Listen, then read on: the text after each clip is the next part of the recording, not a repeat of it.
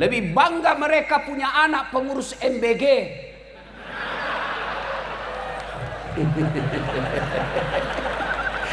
Karena ada yang bilang 19.000 ekor sapi tiap hari. Ternyata usut punya usut, sapinya ada di Royco.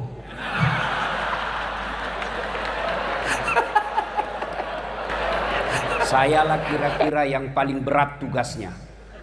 Kalau tadi Ustadz Fahru Rosi, alumni Pondok Pesantren Gontor, dilanjutkan dengan Ustadz Luqmanul Hakim, juga dari Gontor.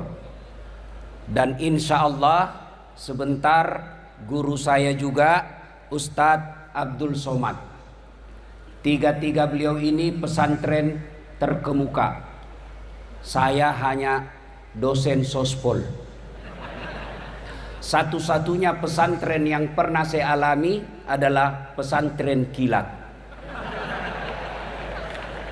Saya berpikir-pikir, selama ini Pak Kiai, kalau saya diundang ceramah banyak kiai di dalam, saya masih percaya diri. Saya bisa bilang, saya diundang satu-satunya alasan karena sayalah yang paling banyak follower saya di sini. Di sini saya tidak berlaku kalimat itu. Kenapa? Ada guru kita Ustadz Abdul Somad yang lebih banyak lagi followernya dari saya. Maka saya timbang-timbang, kenapa saya diundang? Karena sayalah yang paling lucu dari 4 penceramah ini.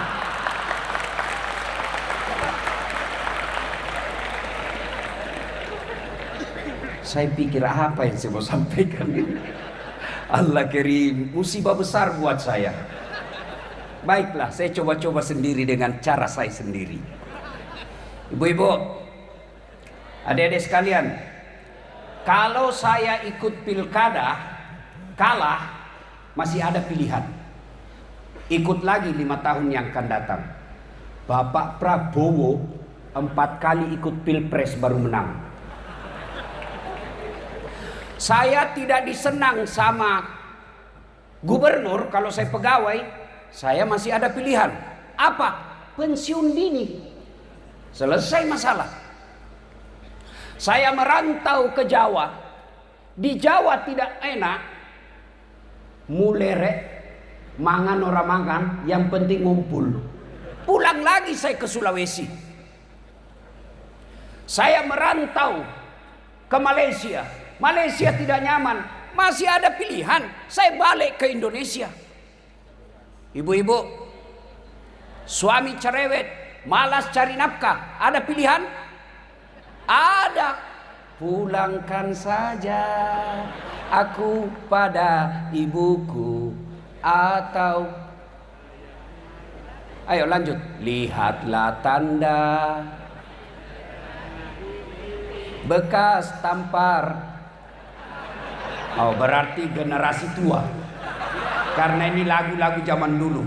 Tapi masih lebih baik lagu zaman dulu daripada lagu sekarang. Tak bolak-balik, tak bolak-balik. Apa yang kita dapat itu? Iya. Suami cerewet, masih ada pilihan. Balik ke orang tua.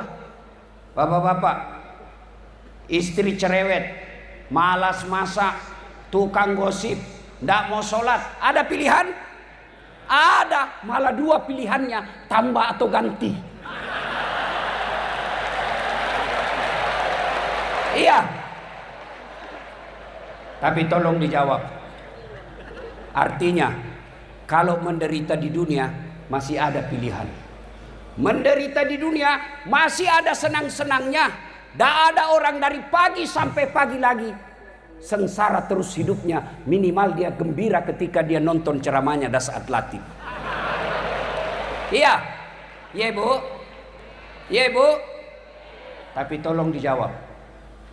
Kalau masih masuk kubur, sedulur-sedulur masuk kubur, ada pilihan tidak? Senang tidak senang, tinggal kau di situ, tidak boleh kau keluar. Begitu kau keluar, viral satu dunia. Begitu kau balik ke rumahmu, orang di rumahmu malah lari tidak mau tinggal di rumah. Artinya, kalau menderita masuk kubur, tidak ada lagi pilihanmu. Alhamdulillah, Nabi memberi berita gembira. Umatku, orang Islam anak cucunya Adam. Kalau meninggal dunia, masih 3 harapan yang akan menolongmu, yang kita kenal dalam dunia Islam, amal jariah. Apa itu? 1, anak yang soleh dan solehah. Ibu-ibu, Bu, saya mau tanya, Bu, bisa ndak anak ibu jadi dokter tidak pernah kuliah fakultas kedokteran? Bisa ndak? Ndak mungkin. Bisa ndak anak bapak punya ijazah? Salah paham lagi nih.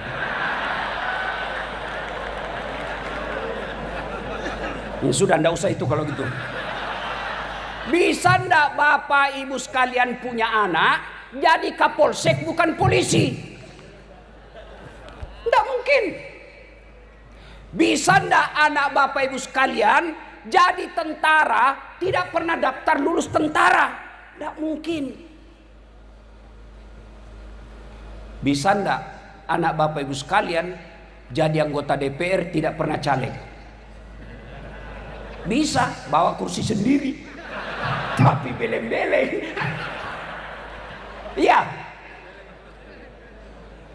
Tolong jawab bapak ibu, adik-adik sekalian. Bisa ndak anak kita soleh dan soleha meskipun tidak jadi dokter? Bisa. Bisa ndak anak kita soleh dan soleha meskipun tidak kuliah? Bisa. Maknanya menjadikan anak kita soleh dan soleha jauh lebih mudah, jauh lebih murah daripada jadi anggota DPR.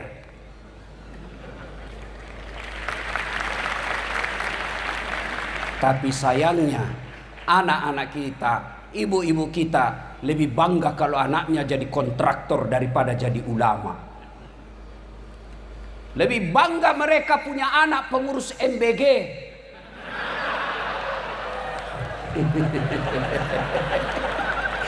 Karena ada yang bilang 19.000 ekor sapi tiap hari. Ternyata usut punya usut, sapinya ada di Royco.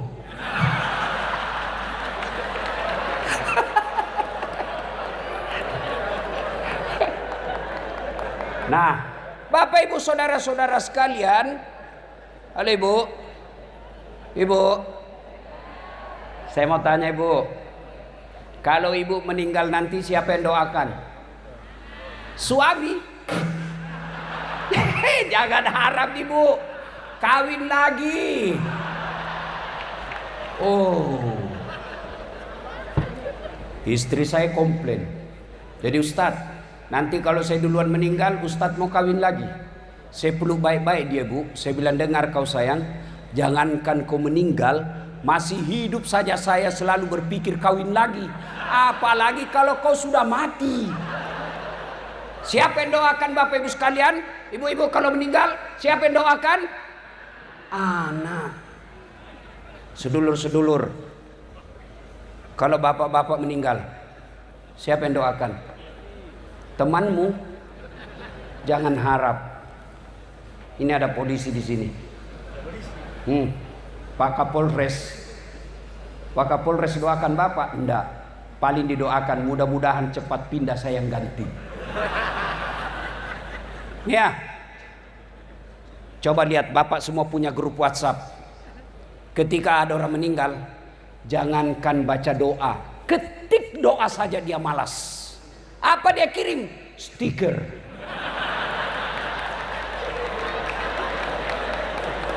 Al-Fatihah. Dia tidak baca itu. Bapak ketawa karena bapak semua pelakunya. Iya. Siapa yang doakan kita? Anak yang soleh dan soleha. Alangkah bahagianya kita. Alangkah bersyukurnya kita. Ketika sudah jasad kita ditanam dalam tanah, anak membangunkan masjid untuk orang tuanya. Ketika kita sudah pensiun, orang tua kita sudah tidak mampu mencari nafkah, anak-anaknya bermusyawarah, 5 anaknya masing-masing musyawarah. Saudara-saudaraku yang kakak berpidato, adik-adik sekalian, bapak sudah pensiun, Tidak boleh lagi memikirkan sembako, tidak boleh lagi pikir token listrik. Mulai hari ini 1 anak 2 juta transfer ke orang tua, 5 anaknya 10 juta gaji pensiunnya dari anaknya, halalan thayyiban. Yang banyak kita lihat dimuliakan di media sosial, dihormati di kantor, dicium tangannya anak buahnya, sampai di rumahnya dimaki-maki sama anaknya yang masih SMP. Demi Allah, orang tua seperti itu rugi lahirkan anak. Anak yang soleh dan solehah inilah yang menjadi harapan kita. Dia akan mendoakan orang tuanya sudah di alam kubur, setiap sujudnya dalam sholat 5 waktunya, apa yang diucapkan? Allahumma gfirli wali walidayya warhamhuma kama rabbayani saghira. Itulah anak yang hebat. Tapi lihat anak-anak modern sekarang, makin kaya orang tuanya makin kurang ngajar. Oh, sama cowoknya sopan betul. Iya kak. Sama bapaknya dia sliding tangannya. Baru 2 bulan pacaran sudah panggil papi mami.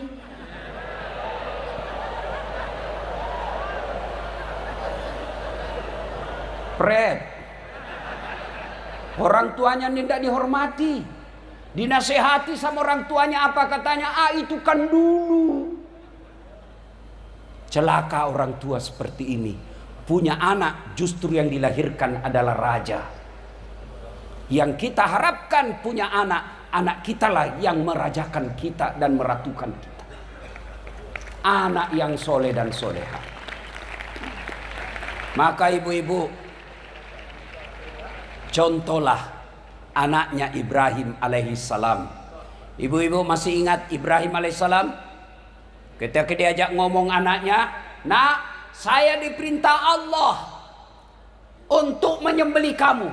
Menurutmu bagaimana? Kisah ini pelajaran buat kita. Orang tua tidak boleh otoriter dalam mendidik anak. Sudah nyata-nyata wahyu, masih diajak ngomong anaknya. Mail, Ismail. Jangan juga kau cari di kitab Mail, tidak ketemu kau sampai kiamat. Menurutmu saya diperintah Allah menyembelih kamu, menurutmu bagaimana? Coba, sudah perintah Allah masih diajak ngomong. Banyak orang tua otoriter. Mentang-mentang dia gagal tentara, anaknya dipaksa jadi tentara. Mentang-mentang anaknya dia gagal jadi polisi, anaknya dia paksa jadi polisi. Mestinya lihat bakatnya anak kita. Kalau dari kecil dia senang pegang obeng, teknik. Dari kecil dia senang masak-masak, MBG.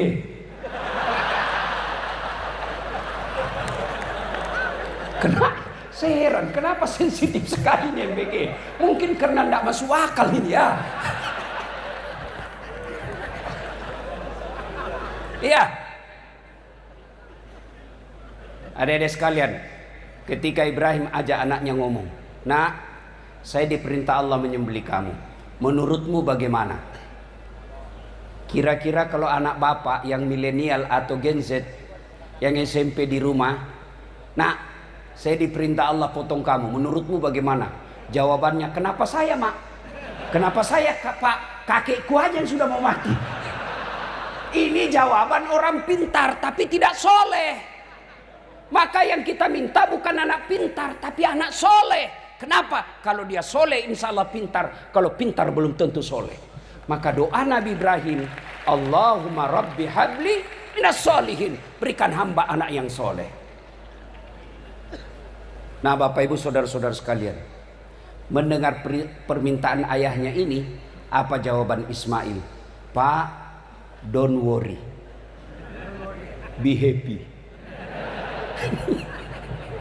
Jangan cemas Pak, laksanakan. Insya Allah Bapak mendapati saya anak yang sabar. Itulah anak yang kita harapkan. Perintah agama tidak membantah, sami'na wa ata'na. Maka ibu bapak, yang pertama yang mengalir terus amalnya, anak yang soleh dan soleha. Ada yang tanya, Ustadz, Bagaimana kami ini ibu yang tidak punya anak? Bagaimana kami ini bapak yang tidak punya anak? Tidak punya harapan dong. Oh, anak yang dimaksud di sini bukan sekedar anak yang dilahirkan dari perut istri kita, tapi anak yang dimaksud di sini masuk di antaranya anak murid yang kita ajarkan. Ibu-ibu yang tidak punya anak, lihat anak-anak didik di kantor, temui gurunya, Ustadz, ada anak hafal Quran kah di sini? Ada anak yatim kah di sini? Berapa biayanya 1 bulan? 700.000. Saya tanggung sampai dia selesai. Selama anak itu dia gunakan ilmunya, selama itu ibu punya kiriman amal meskipun bukan dari anak kandung sendiri. 2, karena waktu terbatas. 2. Enggak, saya yang panik di sini, Pak. Ini berat sekali di ceramah, Pak. Demi Allah, saya juga tidak tahu kenapa tiba-tiba suara saya susah keluar. Karena saya stres dari tadi, Pak. Mikir saya gimana, apa yang saya mau sampaikan.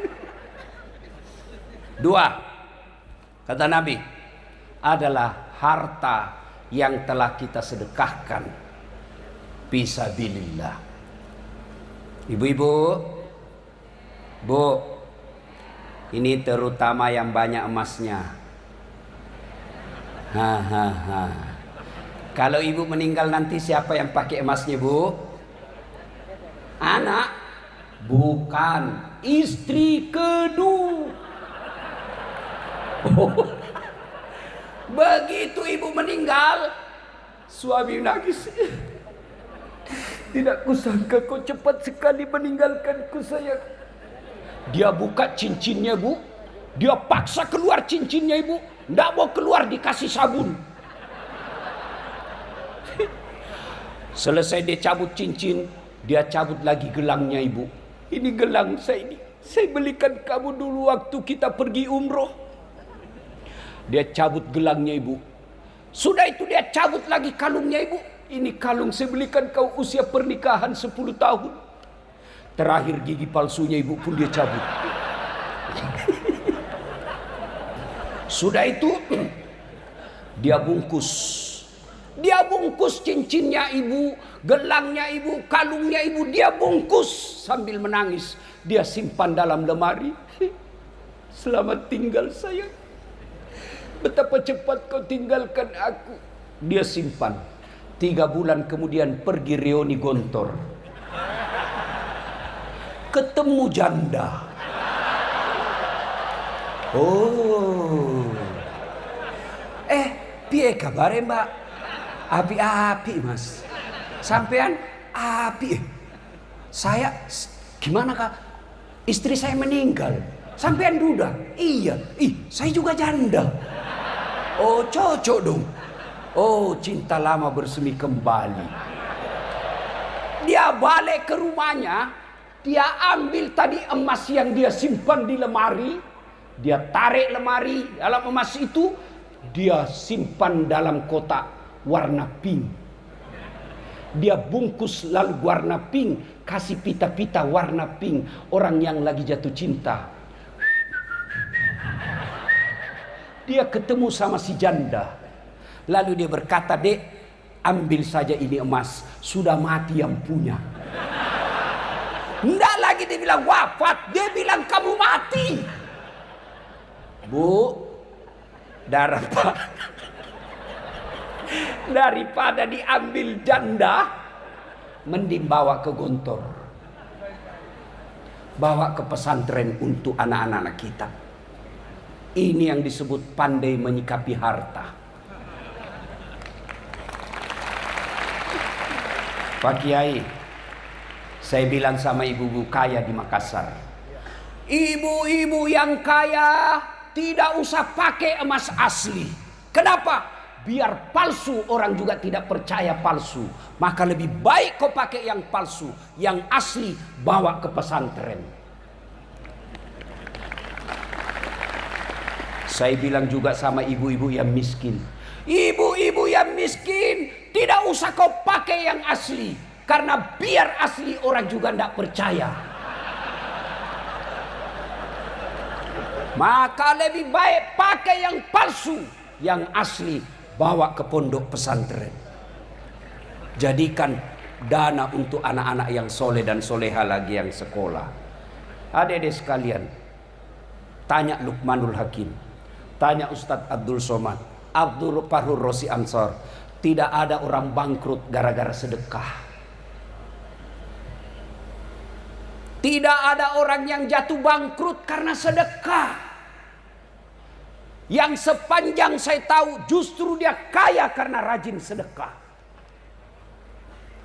Dan tidak ada orang senang orang pelit. Saya mau tanya bapak-bapak, senang tetangga yang pelit atau dermawan? Ayo jawab. Senang menantu yang pelit atau dermawan? Senang pemimpin yang pelit atau dermawan? Tuh, tidak ada orang suka orang pelit. Bahkan orang pelit sekalipun tidak suka sama orang pelit. Dia bilang, tidak usah kau ke rumahnya, pelit. Padahal dia juga pelit. Maka bapak ibu yang hadir, alumni Gontor, ayo sedekahkan harta kalian untuk kemajuan pondok ini. Saya tidak punya duit Ustadz. Kalau anda ahli di bidang media sosial, sedekahkan media sosialmu untuk pondok ini. Saya ahli komputer Ustadz, sedekahkan ahli komputermu untuk pondok ini. Saya ahli manajemen Ustadz, sedekahkan manajemenmu untuk kemajuan pondok ini. Inilah yang kita istilahkan dalam Quran, pastabikul khairat, berlomba-lomba dalam mengambil kebaikan. Insya Allah harta yang disedekahkan di jalan agama Allah tidak akan pernah habis, malah semakin tambah, makin tambah, makin tambah. Kalau bapak keluarkan dompet mau isi celengan, ragu-ragu, benar tidak diganti tidak? Benar tidak diganti? Dikata Ustaz Hasan, oh tidak pak. Kenapa? Ana indosani abdibi. Benar Pak Kiai. Saya tergantung sangka hambaku.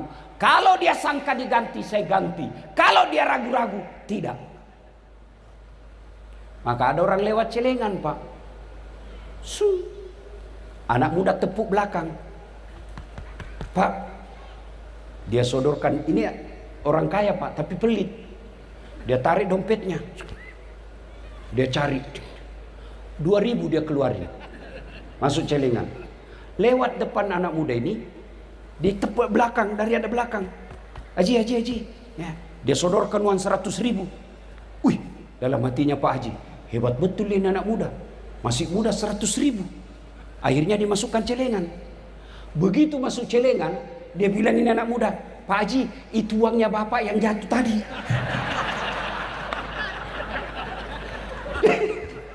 Begitu pelitnya Pak Kiai. Selesai sholat Jumat, dia datangi takmir masjid. Dia bilang ada salah masuk itu tadi Ustaz.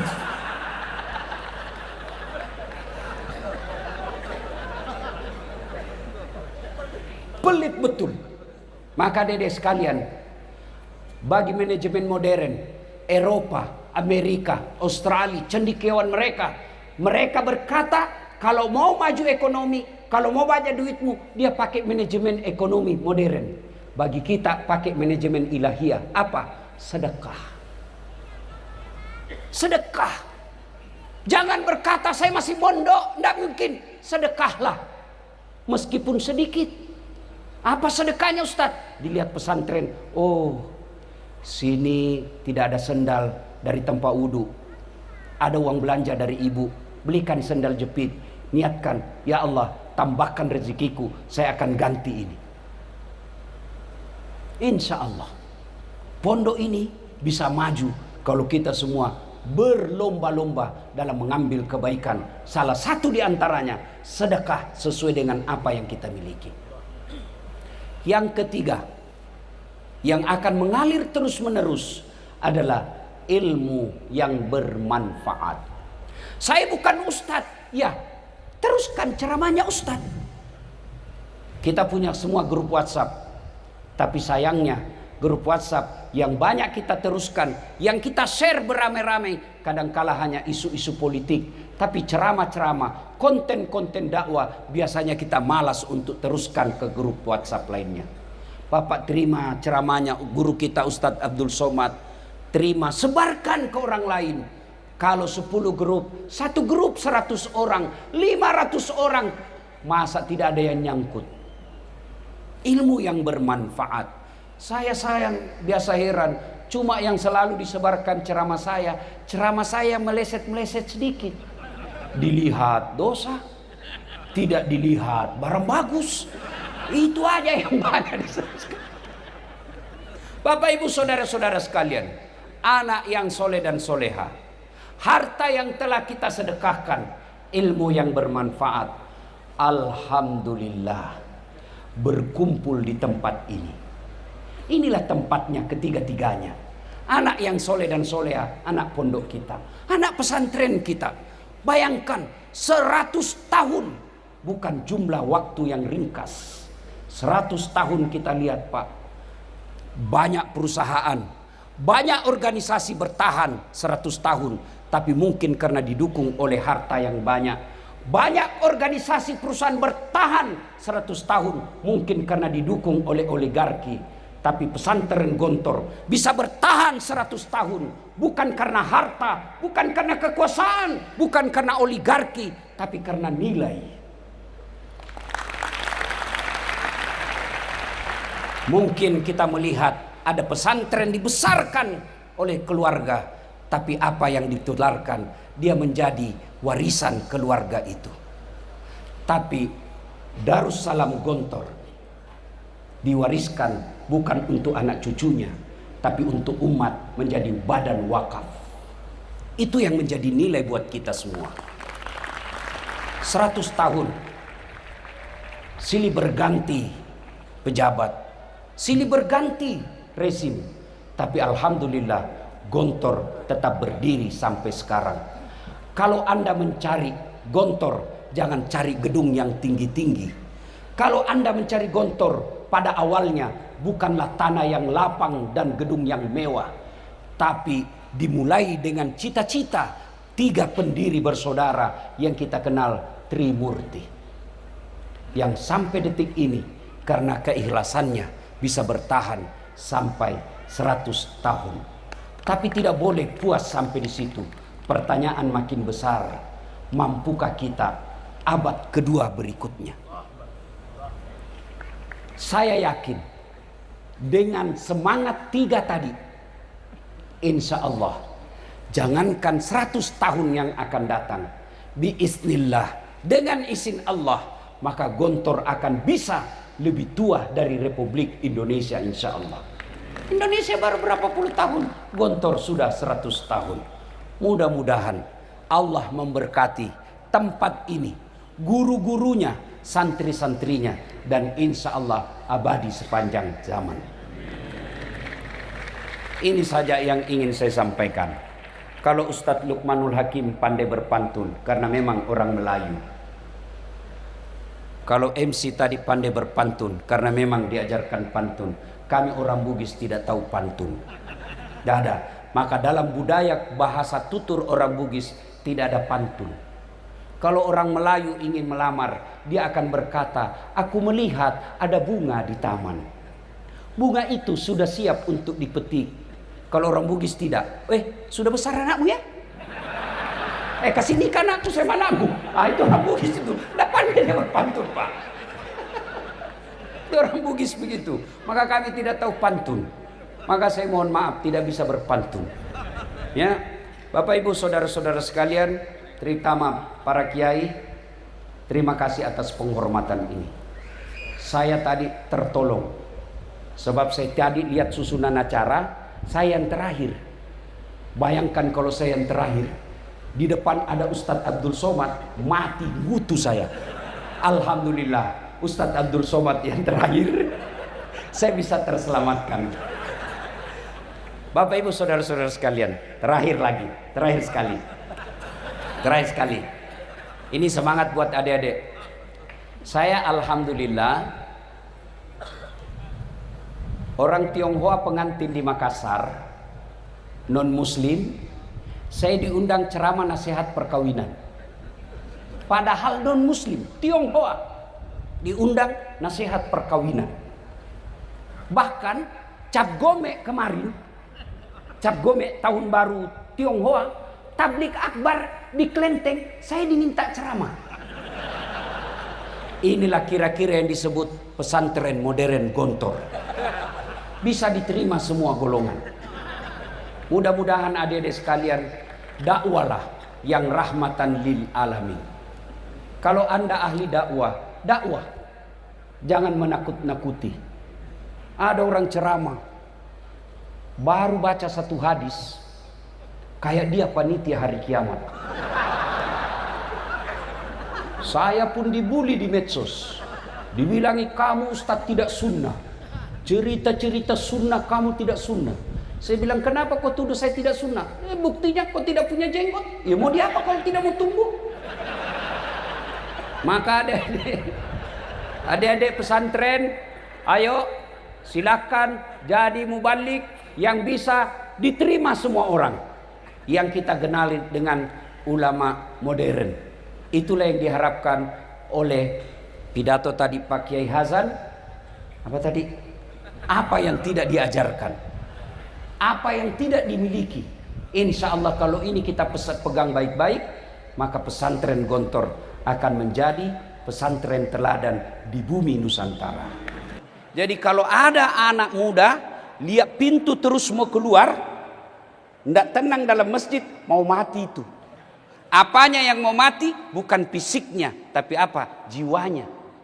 Di Makassar baru-baru ribut gara-gara Ramadan. Kebiasaan anak remaja selesai sholat subuh, olahraga katanya, balap-balap. Itu mestinya tidak ada. Tidak mungkin non muslim hargai Ramadan kita. Maka kitalah yang menghargai Ramadan ini. Caranya ciptakan Kantipmas. Mana bisa lagi orang kemudian beribadah dengan baik kalau sudah tidak tertib. Dan salah satu mengganggu ketertiban itu balap liar subuh-subuh. Maka ingat adik-adik sekalian, silakan kau jadi pembalap sekalipun, kalau perlu daftar kau di lawan itu Eric Cantona, siapa kan namanya itu pembalap itu? Ya? Hah? Oh, pemain bola. Saya penceramah. Boleh salah. Iya kan? Silakan, tapi daftar di arena, jangan di jalan. Selalu pesan itu, bikin kau status 4x4 16, sempat tidak sempat, taat lalu lintas. Sudah selesai sponsor. Pertama, Bapak Ibu, saya contoh bersahabat dengan guru saya Luqmanul Hakim. Beliau ini selain mubalik juga pengusaha muda. Saya datanglah ke sini, minta tolong sama beliau, carikan saya istri. Inilah kejadian Salman Al-Farisi. Salman Al-Farisi ini orang Parsi, ini Iran yang lagi perang dengan Yahudi. Itu Salman Al-Farisi, sahabat Nabi yang paling dicintai dan punya sejarah dalam peperangan. Dialah yang menemukan itu strategi perang Farid, yang bikin Farid sehingga orang kafir Quraisy dari Mekah mau hancurkan Madinah, tidak bisa masuk. Itulah Salman Al-Farisi, sukunya orang Iran. Iran itu bukan Arab, Parsi namanya. Nah, Salman Al-Farisi dia tinggalkan kampungnya, datang mencari Islam, ketemu dengan Nabi, akhirnya dipersahabatkan dengan Abu Darda. Abu Darda itu ibaratnya saya lah Salman dari Makassar, ketemu dengan Utsman Luqim, penduduk lokal.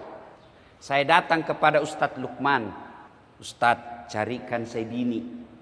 Ada saya suka orang Ponti, tapi tidak mungkin dia suka saya karena saya pendatang.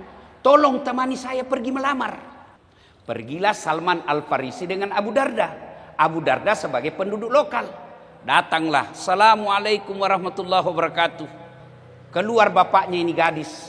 Waalaikumsalam warahmatullahi wabarakatuh. Ta'al, masuk. Lalu dia perkenalkan, ini saudara saya Salman Al-Farisi. Dia dari Persia.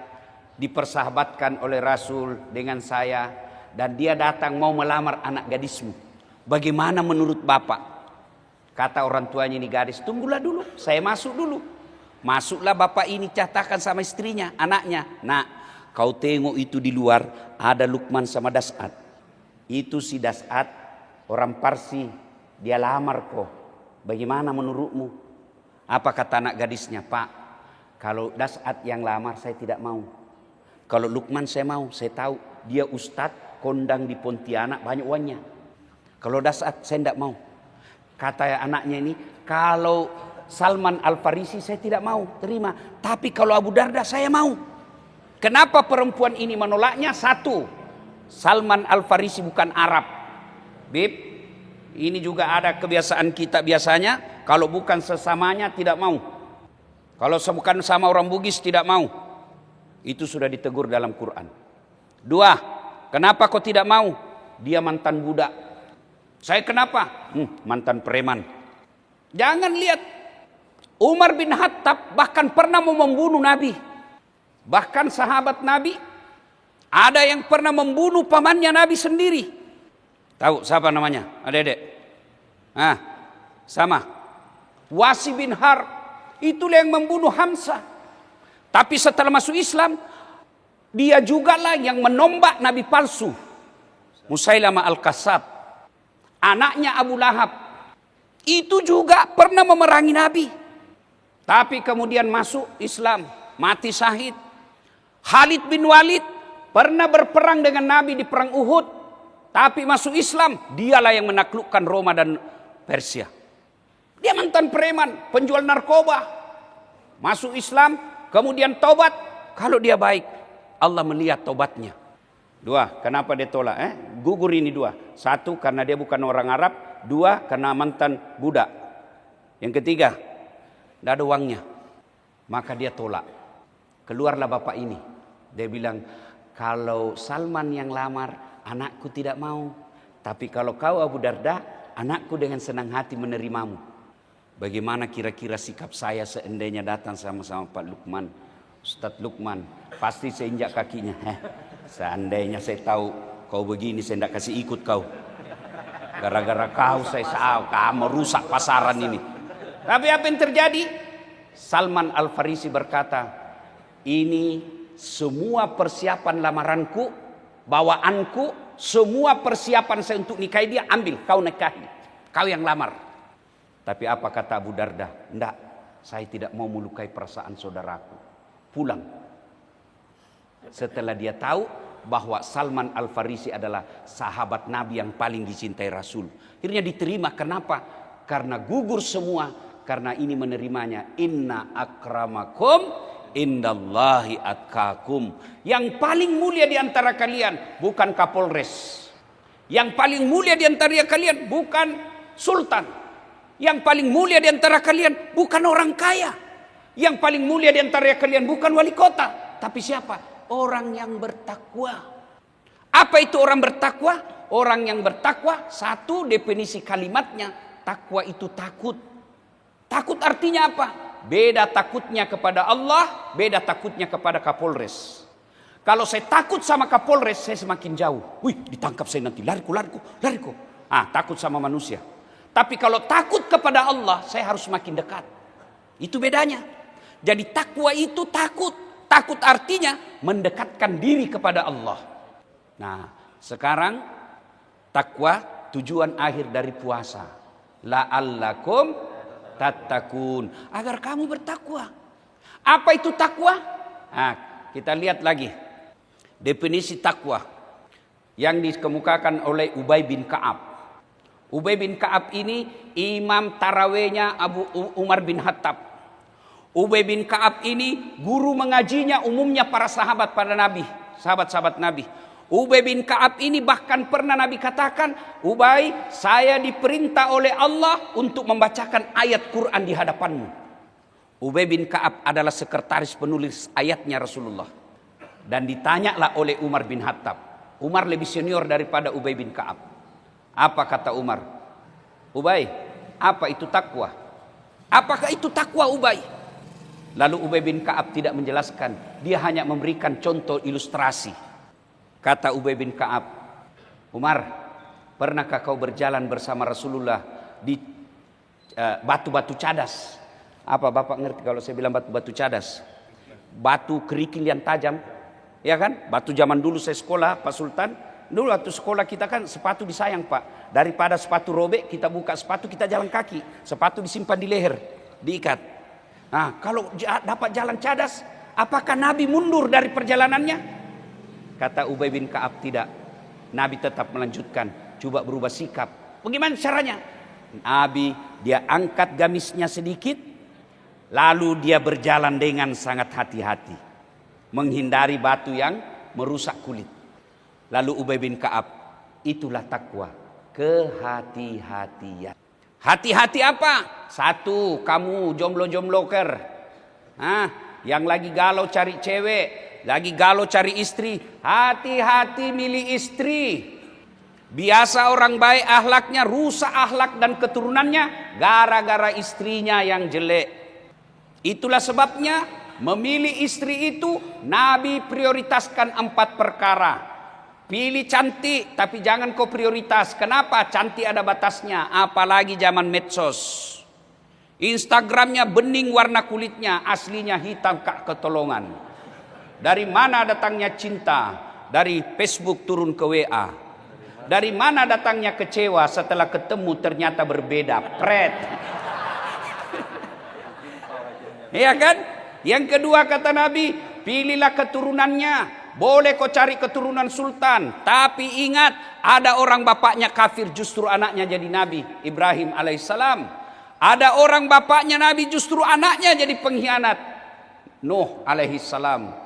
Boleh kau cari keturunan tapi tidak boleh jadi ukuran utama. Kenapa? Bisa kau kecewa. Yang ketiga kata Nabi, pilihlah dia karena kekayaannya. Rasulullah Allah takdirkan menikah dengan Siti Khadijah karena salah satu sebabnya Khadijah kaya, tapi kekayaannya bukan untuk hedon, kekayaannya untuk kesombongan, kekayaannya semua digunakan fisabilillah. Oh, kaya dia Ustaz, alhamdulillah. Insya Allah kalau menikah kita Ustaz 7 turunan tidak miskin. Masalahnya calonmu turunan ke-8.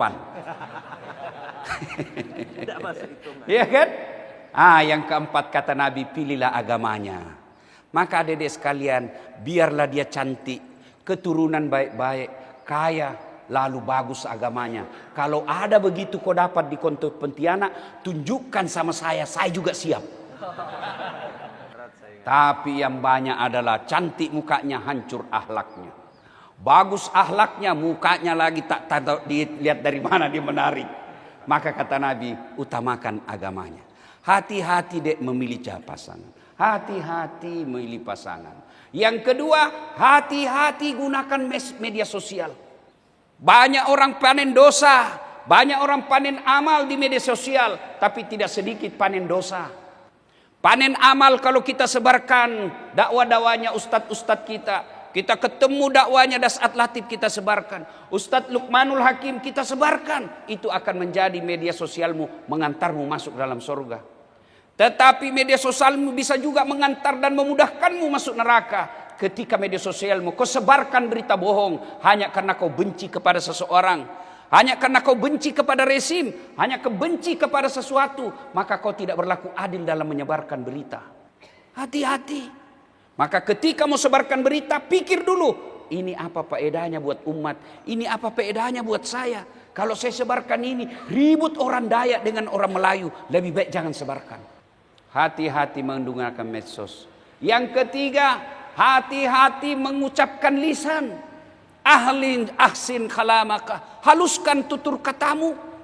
Jangan kau maki orang dalam berdakwah, jangan kau hina orang dalam mengeritik, jangan kau rendahkan orang dalam menyampaikan aspirasi. Karena tidak ada orang mau dihina, tidak ada orang mau direndahkan, tidak ada orang mau dilecehkan. Bapak senang tak kalau dimaki-maki? Tidak, begitu juga orang. Bapak senang tak ketika hina? Tidak, begitu juga orang. Apa yang Bapak rasakan, begitu juga orang rasakan. Mengeriti anggota DPR boleh, tapi jangan merendahkan martabatnya. Kita kritik kebijaksanaannya. Mengeriti pemerintah boleh, tapi jangan pribadinya kau lecehkan, tapi kritik kebijakannya. Boleh kritik MBG, boleh, tapi jangan kritik menghina orang yang mencetuskannya, tapi kritik bagaimana prosesnya, itu yang kita kritik. Dikatakan 19.000 ekor sapi kita potong tiap hari, tapi kita tidak pernah lihat ada MBG, ada sapinya. Kita kritik itu. Bukan karena kita sentimen, yang kita kritik ada dari lapangan tidak sesuai kenyataan. Nah Bapak Ibu saudara-saudara sekalian, yang keempat, hati-hati milih anggota DPR. Apa boleh buat sudah lewat.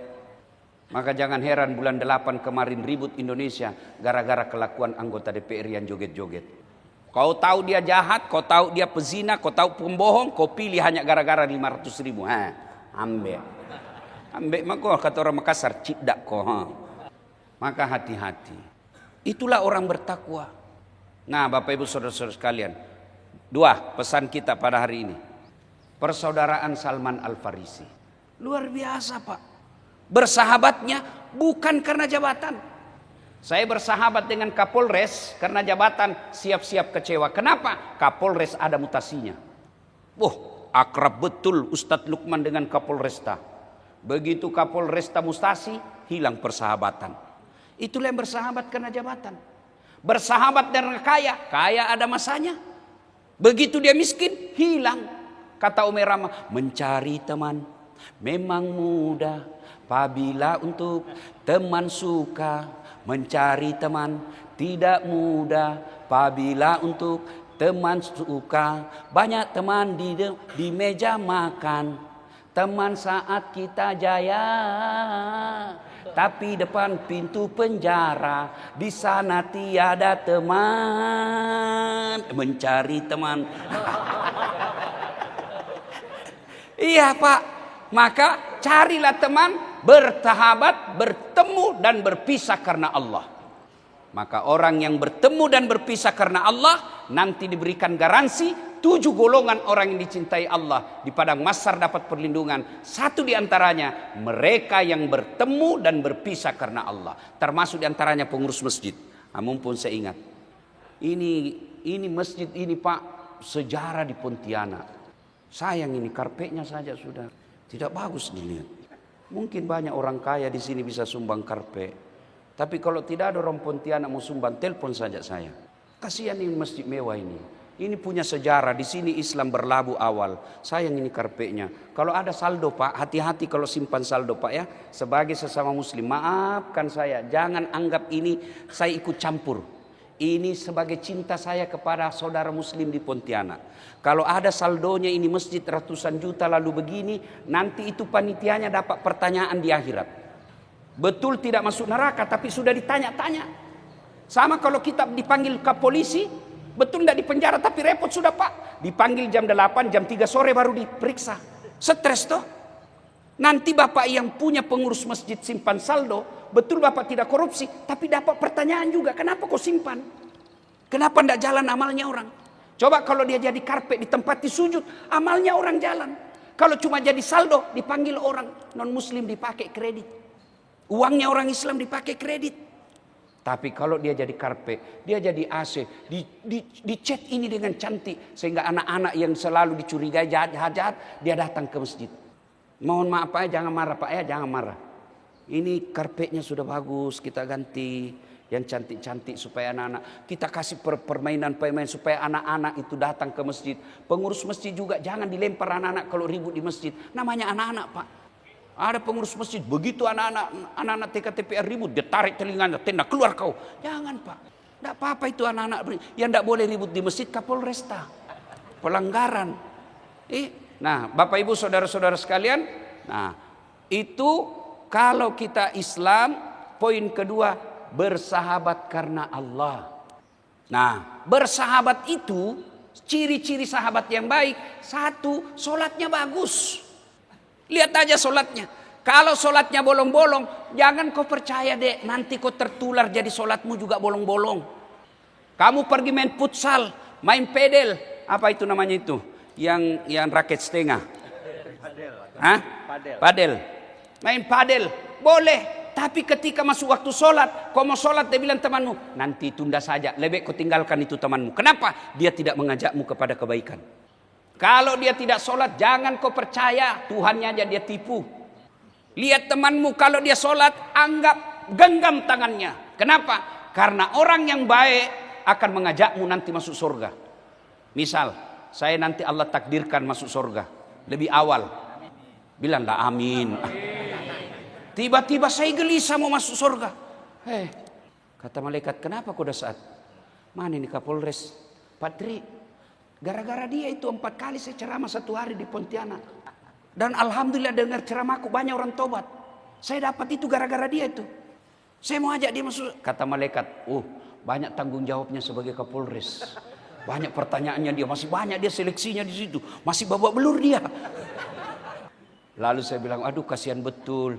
Lalu Allah katakan, malaikat, saya mau masukkan surga tanpa ada pikiran. Saya mau masukkan dia surga tadahlul jannati bisalam. Tidak ada lagi beban pikirannya pada saat plong dia masuk. Ambil sahabatnya, bawa dia masuk surga sama-sama. Maka Kapolres, jangan jauh-jauh dari ulama.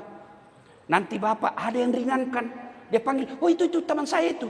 Tapi kalau Bapak berteman saja sama pengusaha, pengusaha biasa yang seret Bapak masuk ke dalam neraka. Alhamdulillah kita bersinergi kali ini. Selama saya beberapa saat di sini, tidak sampai 24 jam, saya lihat Polres kita baik, alhamdulillah.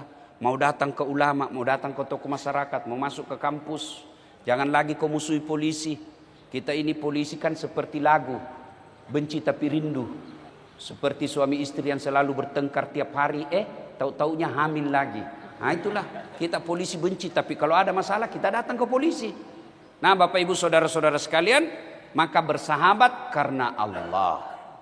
Orang yang bersahabat karena Allah, dia sholat. Yang kedua, dia mengajak kepadamu kebaikan. Ayo kita sholat berjamaah. Saya dengar ada Ustadz Lukmanul Hakim bikin kajian. Bagus kajiannya itu, mengajak kita untuk sedekah. Ayo kita ikut. Itu teman baik itu. Sudah masuk waktu sholat. Bagusnya kita jamaah di mana? Genggam tangannya, jangan kau lepas. Itulah orang yang baik. Bertemu dan berpisah karena Allah, mengajak kepada kebaikan. Nah Bapak Ibu Saudara-saudara sekalian, 2 orang baik itu tadi. Yang ketiga, mengajak kebaikan. Dia kalau dikritik, jangan kau pahami bahwa dia benci. Saya kasih contoh.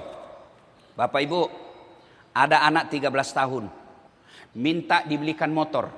Bapak belikan motor enggak? Jawab dulu Pak, kenapa malas sekali nih? Jawab. Kenapa tidak dibelikan?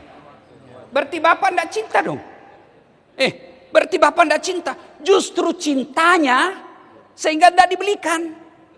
Jadi kalau ada teman, dia kritik kita, jangan kau pikir dia benci. Justru cintanya dia tunjukkan kau jalan yang lurus. Saat tidak cocok kau di situ. Ini yang cocok. Sayangnya tidak semua orang mampu menerima kritik. Hanya orang-orang beriman yang berjiwa besar mampu menerima kritik. Siapa? Karakter orang berilmu yang menerima kritik. Itulah sebabnya kata ilmu terdiri dari 3 huruf. Ain, lam, mim. Ain terbuka. Mulutnya. Artinya terbuka dari kritik. Terbuka dari wawasannya. Orang yang berilmu tidak picik, tidak gampang tersinggung ketika dikritik. Maka Bapak ucapkan alhamdulillah ketika Bapak menerima kritik dan mau memperbaiki diri. Itulah orang-orang yang hebat. Nah Bapak Ibu Saudara sekalian, pada akhirnya kita simpulkan, inna akramakum indallahi atqakum. Yang paling mulia di antara kalian adalah orang yang takwa.